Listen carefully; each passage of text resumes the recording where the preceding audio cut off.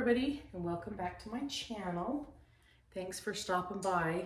I don't know if you saw my short last Thursday, but I probably got about 40 pounds of potatoes on my last picking in the garden.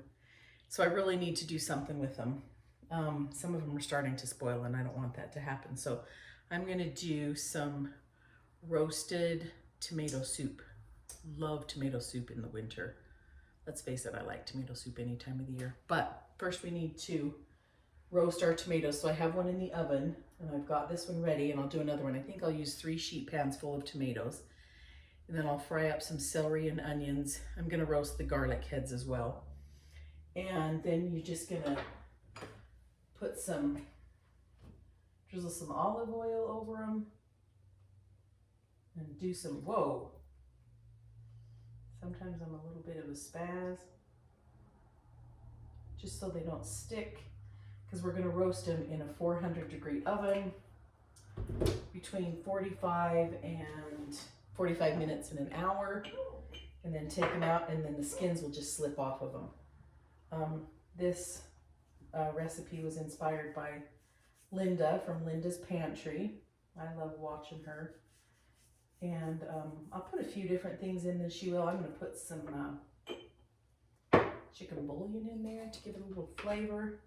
But for now, we're just going to put some olive oil and some salt and pepper on these to roast them at 400 for 45 minutes to an hour. And then I'll bring you back when some of those are done. I'll probably have to finish the video tomorrow because it's about 6:30 and I've just worked all day and I'm tired, so be right back. Okay guys, this batch of tomatoes is out of the oven. I probably only did it for 45 minutes because they were starting to get real done, but see how the skins will just slip off? And roasting them makes them so much better. There's quite a bit of juice, but that's all the goodness with the oil and everything, so that won't go to waste. That'll all get dumped in the pot. But these have to cool down a bit. Whew, they are smoking hot. Okay, so I'll probably just finish these up tonight and put them in a pot, and then I'll bring you back tomorrow for the rest of it. Okay guys, so I got the tomatoes all charred in the oven and slipped the skins. And then this is the next day. And now I'm going to get these immersion blended up. And I've roasted 2 heads of garlic, and it's so easy. And this tastes so good. Just roast the garlic at 350 for about 45 minutes. And then you let it cool till you can handle it. And all you have to do is tip it upside down, because you've cut the top off and put a little olive oil on it. Tip it upside down and squeeze the heads of garlic, and it comes out just like this, and they're roasted and they're so beautiful. So I'm going to put those in there and get this all blended up. And then I have 2 celery bunches cut up and 3 onions. And once those are softened, we're going to add this to it as well and blend it up. And then we're going to add some spices and can it. There's the dog, barking at people outside.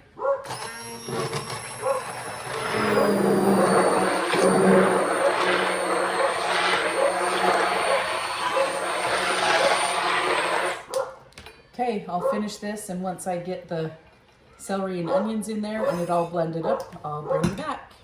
Okay, I couldn't have fit any more in this bowl if I wanted to. In fact, when I was blending it, some of it shot across the room onto the wall. Oh boy.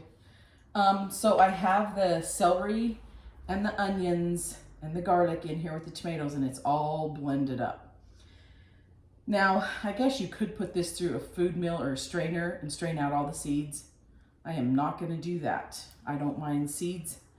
So, and when I cook with it, you're not gonna know anyway. So let's add some spices. I'm gonna add, oh, I don't know, I think 2 teaspoons of everything, and then we'll stir it up and check it. So that was salt. Let's do some pepper.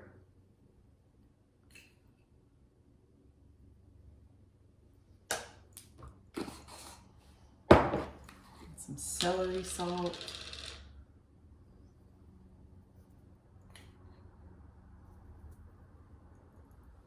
And we're going to do some onion powder.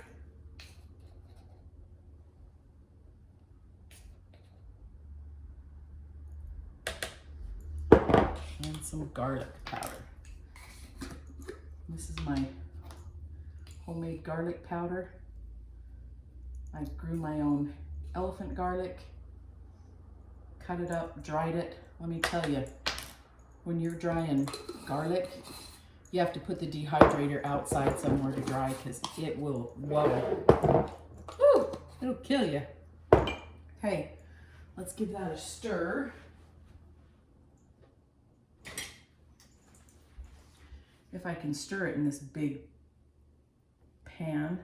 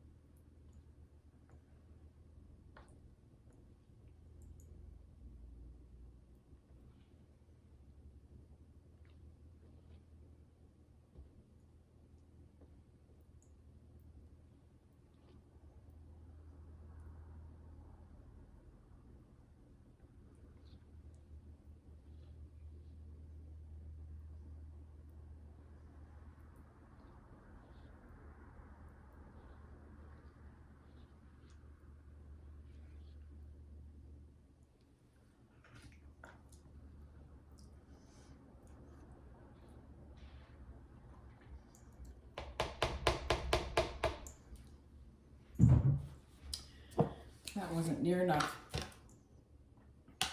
So I'm going to add another teaspoon of each. So tablespoon of onion powder, tablespoon of garlic powder, tablespoon of heaping tablespoon. No, let's go. Tablespoon and a teaspoon of celery salt. And let's give it some more black pepper. Okay, I'm going to stir that up. Get it in the pots and get it heating up, and then we'll bottle it up. Okay, my soup has boiled. Got a couple of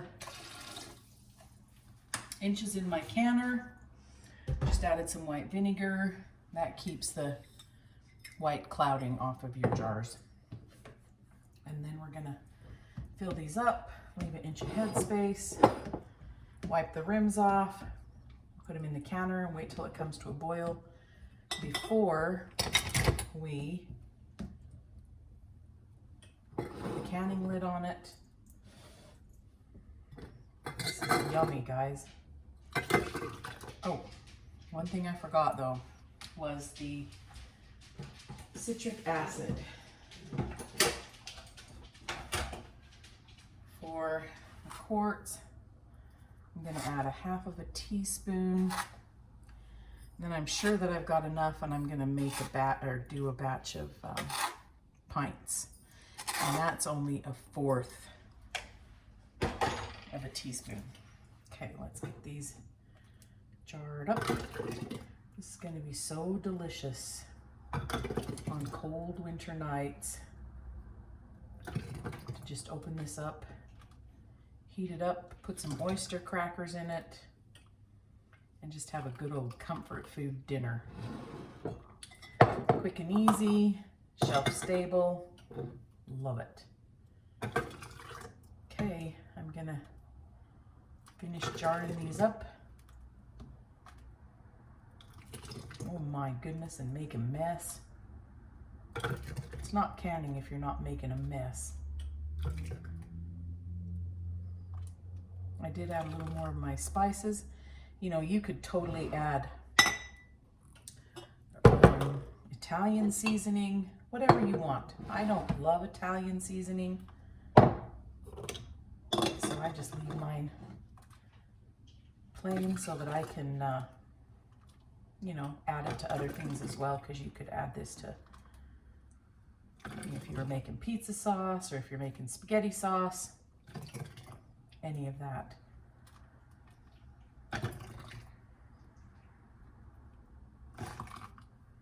Okay, I'm gonna finish jarring this up and wipe down my rings. Put the lids on fingertip tight. Always make sure you check your little vent in your canner and your seal, that's all good. Okay, I'll bring you back in a minute. Okay, jars are in the canner, the water's boiling. Now I'm going to put my lid on here. And once the steam starts coming out of here, we'll let it steam for 10 minutes. That's part of the cooking process. Then we'll add the weight onto here. We need to get it to 13 pounds of pressure, and we'll do it for 20 minutes for the quarts. I'm going to do some pints as well, and those will be 15 minutes. And always remember to watch your gauge, because if it goes above 13 pounds, that's fine. But if it dips below 13 pounds, then you have to start the whole timing process over. So never let it dip below what it's supposed to be. So for our elevation, we're almost 5,000 feet. We have to do 13 pounds. So I will bring you back when they're done and we're taking them out. Okay guys, I finished all of my tomato soup. Oh, it is so good. It's like heaven on earth. And I got 17 pints.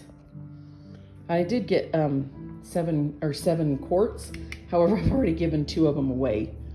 So this is so yummy to heat up and make melted cheese sandwiches and dip your melted cheese sandwich in. Oh, I'm so gonna enjoy this during the cold months of winter. So hope you give it a try. Thanks for watching. And as always, like, share, subscribe, and comment. You guys are the best. Thank you so much and have a blessed day.